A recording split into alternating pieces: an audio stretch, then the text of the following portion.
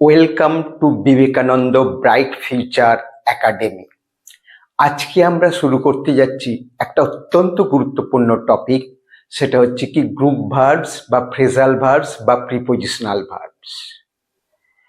এই group verbs আমাদের জীবন অতিষ্ঠ করে তুলেছে, আমরা মুখস্থ করতে পারি না গ্রুপ ভার্বসে, অথচ পরীক্ষায়, মাধ্যমিক পরীক্ষায় বিশেষ করে 5 নাম্বার থাকে, আগে থাকতো, এখন আর একটু কমে গেছে। এবং বিভিন্ন পরীক্ষায়, সরকারি চাকরির পরীক্ষায়, WBCS থেকে শুরু করে সব পরীক্ষায় এই গ্রুপ ভার্বস আমাদের জীবন কেড়ে নিচ্ছে। আরে বইয়ে তো হাজার হাজার গ্রুপ ভার্বস আছে, এত মনে রাখা যায়? মনে রাখা যায় না। আজকে আমি শেখাবো তোমাদের গ্রুপ ভার্বস, অর্থাৎ ninja technique of group verbs. Group ভার্বসের নিনজা টেকনিক মানে গ্রুপ ভার্বসটা অতি সহজে কৌশল অবলম্বন করে কিভাবে মনে রাখবো। পরীক্ষায় বা বিভিন্ন বইয়েতে যেগুলো থাকে, বইয়েতে 4D গ্রুপ ভার্বস থাকে, 400, 500, 600 এই সাধারণ ক্লাসের বইগুলোতে। এটা মনে রাখা সম্ভব না, আমরা তো মানুষ, যন্ত্র নই। তাহলে আমি আজকে তোমাদের Ninja technique of group verbs মনে রাখার সহজ কৌশলটা শেখাবো, তোমরা একটু সেই দিকে ধ্যান দাও। তাহলে আমি শুরু করছি ডিটেলসে। আজকে আমরা কিভাবে শিখব তার আগে আমাদের একটুখানি বলা দরকার গ্রুপ ভার্বসটা কি বা ফ্রেজাল ভার্বসটা কি, পরীক্ষায় এত কেন এর গুরুত্ব। এটা হচ্ছে এই ধরনের একটা জিনিস যেটা আমরা যেমন সুন্দর করে একটা অলংকার পড়লে যেমন মেয়েদের সুন্দর দেখায়, গ্রুপ ভার্বস হচ্ছে বাক্যকে আরো সমৃদ্ধ করে। একটা সেন্টেন্স আমরা বলবো, সেটা যদি এমনি ওয়ার্ড দিয়ে না বলে গ্রুপ ভার্বস দিয়ে বলি, ফ্রেজ, ইডিয়ামস এইসব যে আমরা অনেক করি, সেগুলো এখানে অনেক ভালো ব্যাপারটা হবে। তাহলে কি আমি বলছিলাম, গ্রুপ ভার্বস কি? গ্রুপ ভার্বস আর কিছু নয়, একটা ভার্ব, তারপরে বিভিন্ন প্রিপোজিশন বা অ্যাডভার্ব যুক্ত হয়ে মানেগুলো পাল্টে পাল্টে যায় বা বিভিন্ন একটা বিশেষ অর্থ প্রকাশ করে। যেমন আমরা জানি সেড মানে কি অস্ত যাওয়া, লুক মানে কি তাকানো, কিন্তু যদি আলাদা আলাদা প্রিপোজিশন যোগ করি তাহলে মানেগুলো পাল্টে যাবে। যেমন বললো লুক মানে তাকানো, কিন্তু লুক ইনটু মানে তদন্ত করা, লুক ফর মানে খোঁজ করা, এরকম মানেগুলো পাল্টে যাচ্ছে। তেমনি ধরো সেট মানে অস্ত যাওয়া জানি, কিন্তু সেট ইন মানে আরম্ভ হওয়া, rainy season has set in, বর্ষা আরম্ভ হয়েছে। সেট আপ মানে স্থাপন করা।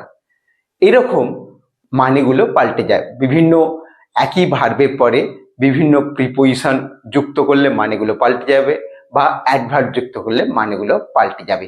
এটাকেই বলা হয় গ্রুপ ভার্বস বা ফ্রেজাল ভার্বস বা প্রিপোজিশনাল ভার্বস। তাহলে আমরা গ্রুপ ভার্বসটা কি জিনিস জানলাম, এবং সেটাকে মনে রাখার কৌশলটা আমাদের শিখতে হবে। আমি সেটাই তোমাদের দেখিয়েছি, মন দিয়ে শোনো। এখানে দেখিয়েছি, দেখো গ্রুপ ভার্বস, এখানে 4টে গ্রুপ ভার্বস লিখেছি, তার ইংলিশ ওয়ার্ড লিখেছি, বেঙ্গলি মিনিং লিখেছি। আরো আমাদের একটা যেটা করতে হবে সেটা আমি পরে বলছি। তাহলে আমি কি এরকম করব, look into, look up, look for, look, এই লুক লুক লুক করে একটা প্রিপোজিশন যদি চেঞ্জ হয়ে যায়, মনে রাখা সম্ভব না হয়। বিভিন্ন বইয়ে এভাবেই বলা আছে, লুক দিয়ে 50টা, কি লুক দিয়ে 25টা, কি লুক দিয়ে 10টা। আরে বাবা, লুক ইনটু না আমি বলি লুক আপ বলে ফেললাম, তাহলে তো মানে পাল্টে গেল। ওইভাবে মনে রাখা যায় না। এটা কোনো বইয়ে নেই যেটা আমি আজকে শেখাচ্ছি। আমি কিভাবে মনে রাখা যায়, আমি বড়জোর মাধ্যমিকের জন্য 60টা, 70টা, 50টা এইটা মুখস্থ করে নিলেই মাধ্যমিকে সব কমন। তাহলে তোমাদের চিন্তার আজকে অবসান হলো। তাহলে আমি দেখো এইভাবে করেছি, এখানে করেছি লুক ইনটু, গ্রুপ ভার্বস বা ফ্রেজাল ভার্বস বা প্রিপোজিশনাল ভার্বস এখানে লিখেছি, ইংলিশ ওয়ার্ড আর বেঙ্গলি মিনিং। তাহলে গ্রুপ ভার্বস এক নাম্বার লিখেছি লুক ইনটু, মানে কি ইনভেস্টিগেট, বাংলা মানে হচ্ছে তদন্ত করা। তাহলে আমাদের এই জিনিসের একটা চার্ট নিজেরা তৈরি করে নিয়ে মুখস্থ করতে হবে। একটা লুক দিয়ে নিলাম, একটা সেট দিয়ে নিলাম, একটা পুট দিয়ে নিলাম, একটা অন্য আর একটা ব্রিং দিয়ে নিলাম। এইভাবে আমরা যদি জিনিসগুলো বোঝার চেষ্টা করি তাহলে কিন্তু আমাদের সহজেই মনে রাখবে। এটাকেই আমি বলছি নিনজা টেকনিক। তাহলে বারবার look look look look look, no, set set set set up, set in, set out, set forth. একটা মানুষের মনে রাখতে একটা প্রিপোজিশন ওলট পালট হয়ে গেল তাহলেই মানে পাল্টে যাবে। তাই এইভাবে যদি ছক করে আমরা পড়ি তাহলে আমরা গ্রুপ ভার্বস সহজেই মনে রাখবো। আমি এখানে 60টা 70টা দেব, তোমরা যদি আরেকটু ভালো পারো, অ্যাডভান্স স্টুডেন্টস 120টা করে নিলে কি 150টা একটা লিস্ট বানিয়ে নিলে সেটাই মুখস্থ করলে মনেও থাকবে। লুক ইনটু মানে ইনভেস্টিগেট, তদন্ত করা। সেট আপ মানে এস্টাবলিশ, স্থাপন করা। পুট আপ উইথ মানে টলারেট, সহ্য করা। লুক ডাউন আপন মানে হেট, ঘৃণা করা। তাহলে চারটেকে আমি সহজে মনে রাখতে পারছি না? পাচ্ছি। তাহলে যখনই লুক ইনটু মানে ইনভেস্টিগেট, তদন্ত করা, তারপরে সেট আপ, স্টাবলিশ, স্থাপন করা। পুট আপ উইথ টলারেট, সহ্য করা। লুক ডাউন আপন হেট, ঘৃণা করা। এই তো চারটে মনে রাখা হয়ে গেল। তাহলে এই এরকম একটা লিস্ট যদি আমরা বানিয়ে ফেলি এবং সেটার দরকার হয় আমরা একটা আর্ট পেপারে যদি লিখে দেয়ালে টাঙিয়ে রাখি তাহলে সহজেই মনে থাকবে। কিন্তু ওইরকম ভাবে করবো না। বইতে যেরকম দেয়া থাকে লুকের 10টা, পুটের 10টা, ব্রিংয়ের 10টা, অ্যাক্টের 10টা, এরকম ভাবে করবো না। আমি যেরকম বললাম এরকম ভাবে করব। এইটা যদি আমরা করে রাখি তাহলে আমাদের একদিনেই মুখস্থ হয়ে যাবে, আর চিন্তা থাকবেই না। তারপর বড় হয়ে কে কি করবে, তার রিমেম্বারিং পাওয়ার কেমন, সে কিভাবে, তার নিজের টেকনিক হতে পারে। কিন্তু আমরা ছোট স্টুডেন্টদের জন্য বলছি, মাধ্যমিক, উচ্চ মাধ্যমিক এই যারা পড়ে তারা কিভাবে মনে রাখবে, তারা এই কৌশলে যদি মনে রাখে তাহলেই তাদের সমস্যার সমাধান। তাহলে বোঝাতে পারলাম? আমরা ডিটেলসে আসবো আর একটু। দেখো, তাহলে লুক ইনটু মানে ইনভেস্টিগেট, তদন্ত করা। সেট আপ মানে এস্টাবলিশ, স্থাপন করা। পুট আপ উইথ মানে টলারেট, সহ্য করা। লুক ডাউন আপন মানে হেট, ঘৃণা করা। এটা মনে রাখা ইংলিশ ওয়ার্ড, বেঙ্গলি মিনিং, তারপরে একটা সেন্টেন্স। এখানে যেমন আমি করেছি বিবেকানন্দ সেট আপ বেলুড় মঠ, বিবেকানন্দ বেলুড় মঠ স্থাপন করেছিল। তাহলে এই বাক্যটা পড়ে নিলাম, তাহলে গ্রুপ ভার্বসটাও মাথায় থাকবে, সেন্টেন্সে কিভাবে প্রয়োগ করতে হয় সেটাও থাকলো। আর তারপর দেখো, I can't put up with such insult. আমি যদি বাক্য মনে রাখি, কমন বাক্যগুলো যদি মনে রাখি তাহলে কিন্তু আমাদের এটা ভুলে যাব না।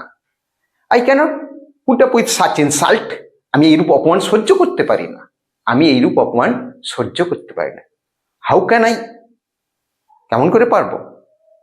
তাহলে এই যে এরম ভাবে লুক ডাউন আপন দিয়ে ধরো, ডোন্ট লুক ডাউন আপন দি পুয়ার, গরিবদের কিন্তু ঘৃণা করো না। এই যে বাক্যগুলো যদি মনে রাখি তাহলে এই মাত্র 4টে জিনিসের ছক করে যদি আমরা মনে রাখি তাহলে মালামার, কেউ আর আমাকে গ্রুপ ভার্বস নিয়ে খোঁটা দিতে পারবে না। আমার গ্রুপ ভার্বস তৈরি পরীক্ষার পারপাসে। তাহলে বুঝতে পারছো ব্যাপারটা? এরপর আমরা পরবর্তী ধাপে যাব। আমি এখানে পরীক্ষায় কেমন প্রশ্ন আসে, বিভিন্ন কম্পিটিটিভ পরীক্ষায় থেকে শুরু করে ক্লাসের পরীক্ষায়, মাধ্যমিক, উচ্চ মাধ্যমিক পরীক্ষায় কিভাবে প্রশ্ন আসে সেটা আমি দেখিয়েছি। অনেকভাবে প্রশ্ন আসতে পারে সেটা। তাহলে এরম দিয়েছে ধরো প্রশ্ন, he can not tolerate such insult, সে এইরূপ অপমান সহ্য করতে পারে না। এর জায়গায় কি করতে হবে? গ্রুপ ভার্বস বসাতে হবে। তারপর cholera has spread in the village, cholera গ্রামে ছড়িয়ে পড়েছে। দি রিচ হেট দি পুর, ধনীরা গরিবদের ঘৃণা করে। হি রিজেম্বলস হিজ ফাদার, তাকে দেখতে তার বাবার মতো। সহজ করে এরম ভাবে মাধ্যমিক পরীক্ষা বিশেষ করে এরম ভাবে 4টে গ্রুপ ভার্বস, 4টে ইংলিশ ওয়ার্ড দিয়েছে, 4টে গ্রুপ ভার্বস দিয়ে দিল। দিয়ে তোমাকে এখানে শূন্যস্থান বা পাশে উত্তরটা লিখতে দিয়েছে। বাবা বা আবার এই বাক্যটাকে পুনরায় লিখতে দিয়েছে, তখন তোমায় কি লিখতে হবে? তাহলে এইটা তো বুঝতে পারছি কি করতে হবে, কিন্তু টলারেট মানে সহ্য করে, এটা আমি জানি। স্প্রেড মানে ছড়িয়ে পড়া জানি, হেট মানে ঘৃণা করা জানি, রিসেম্বল মানে সদৃশ। কিন্তু এই গ্রুপ ভার্বস গুলো, লুক ডাউন আপন মানে কি রে বাবা, টেক আফটার মানে কি, break up, put up with. তাহলে আমি যে নিনজা টেকনিক শিখিয়েছিলাম সেইখান থেকে যদি মেমোরাইজ করে রাখি তাহলে সহজেই পারবো। আর একটা খেয়াল রাখতে হবে, এখানে কোন টেন্সে আছে, এখানে কোন টেন্সে আছে এটা দেখতে হবে, বা ভার্বের সঠিক ফর্মটা ঠিক করে প্রয়োগ করতে হবে। আমি জানি টলারেট মানে সহ্য করা, আমি পুট আপ উইথ এখানে লিখলাম, তাহলে এভাবে লিখতে হবে, হি can not put up with such insult, অথবা এটার জায়গায় এখানে পুট আপ উইথটা লিখে দিলে তাহলে কিন্তু আমরা ব্যাপারটা বুঝতে পেরে গেলাম। মানে এইভাবে করতে হবে। দি রিচ হেট দি পোর, এখানে হেটের জায়গায় আমি আমার মুখস্থ করা আছে লুক ডাউন আপন, common group verbs, look down আপন এখানে লিখে দিলাম। তারপরে হেট, হ্যাঁ লুক ডাউন আপন। তারপরে হ্যাঁ কলেরা হ্যাজ স্প্রেড, স্প্রেড মানে ছড়িয়ে পড়া, তাহলে out, broken out, break out মানে ছড়িয়ে পড়া, ব্রেক আউট হচ্ছে সম্পর্ক, ব্রেক আউট ছড়িয়ে পড়া, কলেরা হ্যাজ ব্রোকেন আউট। এখানে কি হবে, এটা হ্যাজ স্প্রেড আছে, তাহলে হ্যাজ তো লিখবো, আর স্প্রেডটা মূল ভাবে পাস্ট পার্সন, অর্থাৎ এটা প্রেজেন্ট পারফেক্ট টেন্সে দেওয়া আছে, তাহলে কলেরা হ্যাজ ব্রোকেন আউট হবে। কি হবে, ব্রোকেন আউট, ব্রোকেন আউট কি লিখতে হবে, ব্রোকেন আউট, ব্রোকেন আউট লিখতে হবে। তারপরে হেডটা লুক ডাউন আপন, এখানে ফর্মের চেঞ্জ হচ্ছে না টেন্স অনুযায়ী, রিজেম্বলস আছে, তাহলে এখানে হবে টেক্স আফটার, টেক্স আফটার মানে সদৃশ্য, takes after, takes after, FTA, তাহলে টেক্স আফটার মনে রাখবো, কারণ এখানে রিজেম্বলস আছে, এস যোগ আছে, তাহলে এস যোগ থাকলে কি, আমি শুধু অনেকে করে দেয় পরীক্ষায় টেক আফটার, নাম্বার দেবে না, কেটে দেবে। তাহলে যেমন ইংলিশ ওয়ার্ডটা যেমন আছে গ্রুপ ভার্বসটাকে সেই ওয়ার্ডেই বা সেইভাবে লিখতে, আইএনজি দিয়ে থাকলে আইএনজি দিয়েই করতে হবে। হি রিজেম্বলস হিজ ফাদার, তাহলে he takes after his father, এইভাবে আমাদের লিখতে হবে।